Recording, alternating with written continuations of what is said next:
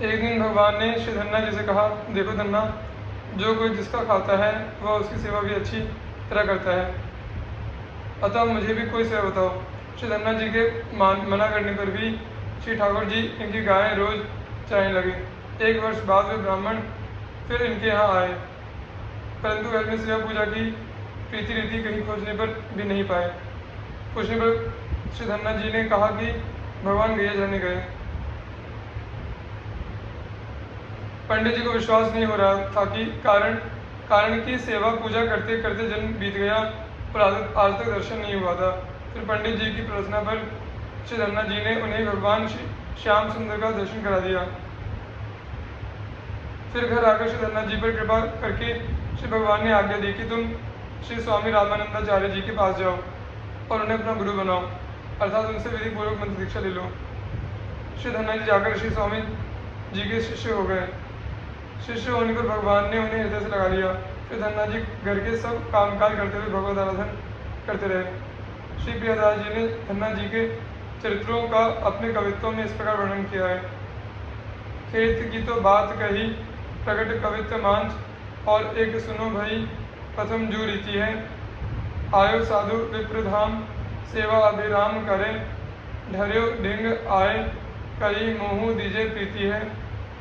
पाथर लय दियो, अति सावधान कियो, छाती मह लाए जियो, सेवे जैसी नेह नीति है।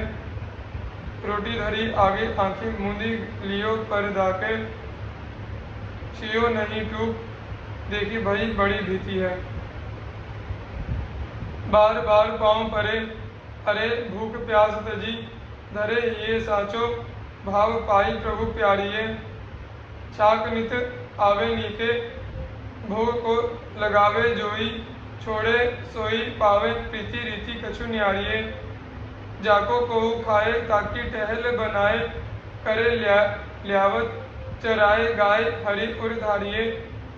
आयो फिरी विप्र ने, खोजहु न पायो कहूँ, सर सायो बातें ले, दिखायो श्याम जारिये। द्विज लकी गायनी में, चायनी समात नाही, भायनी की चोट दृग लागी नीर झरी है। जाए के भवन सीता रवन प्रसन्न करे, बड़े भाग मानी प्रीति देखी जैसी करी है। धना को दयाल वके, आज्ञा प्रभु दही ढालो, करो गुरु रामानंद भक्तिमती हरि है। बड़े शिष्य जाए आप, छाती सो लगाए, लिए किए गृह काम सबे, सुनी जैसी धरी है। श्री सेन जी, प्रभुदास के काज रूप, नापित को कीनो, क्षिप्र छुर हरी, गही पानी दर्पण तह लीनो। तादृश वह ती काल भूप के तेल लगायो, उलटी राव भयो शिष्य प्रगट, पर चो जब पायो। श्याम रहत सन्मुख सदा, जो बच्चा हित धेन के, विदित बात जग जानिए, हरि भय सहायक सेन के। यह बात सब प्रसिद्ध है कि सारा संसार जानता है कि श्री भगवान परम भागवत श्री सेन जी के सहायक हुए। भक्त वत्सल प्रभु ने अपने भक्त सेन जी के लिए नाई का रूप बनाया, प्रत्येक श्री बगल में छोड़हरी लटकाए, हाथ में अर्पण लिए ठीक सेन जी के समान रूप धारण करके जाकर राजा को तेल की मालिश की।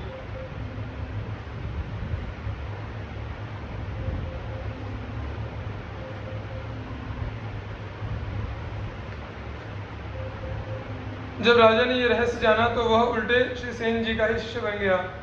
जैसे नवीन ब्याई हुई गाय हमेशा अपने बछड़े के हित के लिए सामने ही रहती है, उसी पर भगवान श्री श्याम सुंदर जी श्री सेन जी के हित के लिए सदा उनके सन्मुख बने रहते थे।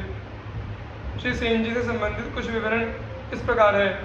500-600 साल पहले की बात है। बघेलखंड का बांधवगढ़ नगर अत्यंत समृद्ध था। महाराज वीर सिंह वहाँ के राजा थे। इसी नगर में एक परम संतोषी उदार विनयशील व्यक्ति रहते थे, उनका नाम था सेन।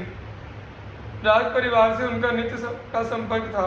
भगवान की कृपा से दिन भर की मेहनत मजदूरी से जो कुछ भी मिल जाता था, उसे परिवार का भरण पोषण और संत सेवा करके वे निश्चित हो जाते थे।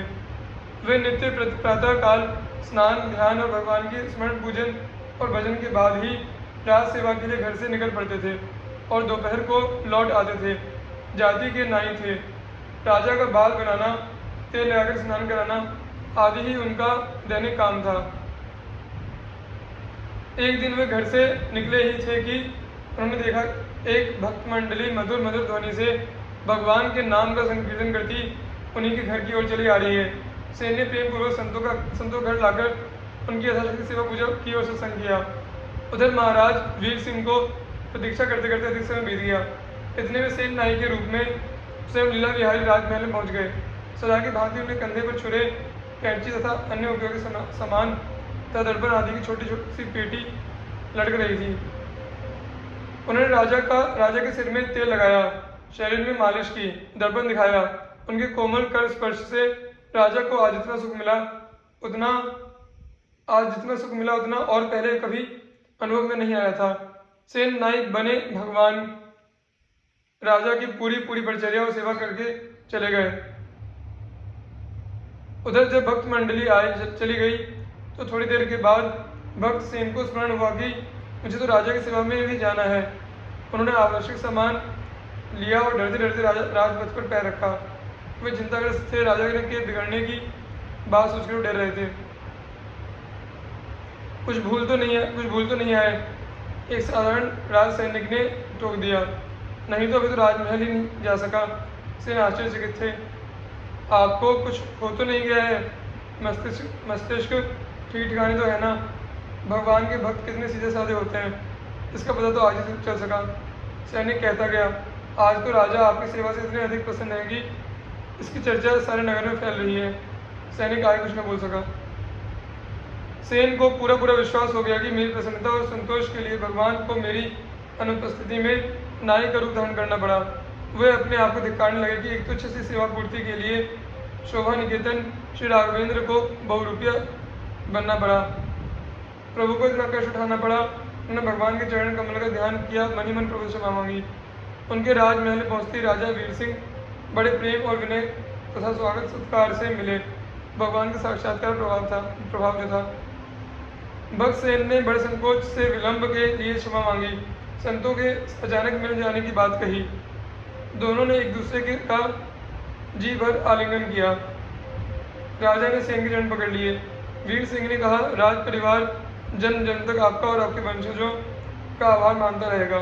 भगवान ने आपकी प्रसन्नता के लिए मंगल में दर्शन देकर हमारे असंख्य पाप तापों का अंत किया है।